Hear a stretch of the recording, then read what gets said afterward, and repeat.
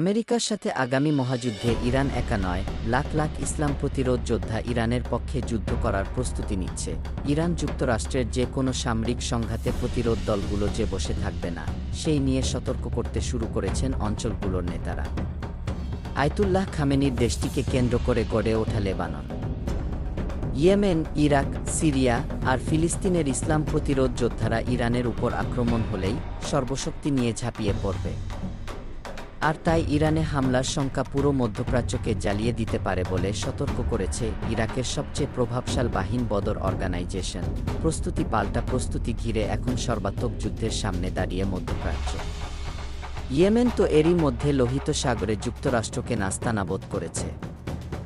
লেবাননে ইসরায়েলের হামলাকে ঘিরে যে কোনো সময় যুদ্ধের ময়দানে প্রবেশ করবে লেবাননের বাহিনীটিও। ইরাক আর সিরিয়ার প্রতিরোধ যোদ্ধারা নিজ নিজ দেশ থেকে মার্কিন সেনাঘাঁটিগুলোতে হামলা চালিয়ে যাচ্ছে। এর মধ্যে ইরানে যদি যুক্তরাষ্ট্র বা ইসরায়েলের পক্ষ থেকে একটি ঢিল ও ছড়া হয়, তাহলে তা প্রতিরোধে সর্বশক্তি নিয়ে একযোগে ঝাঁপিয়ে পড়বে ইসলাম প্রতিরোধ অক্ষর।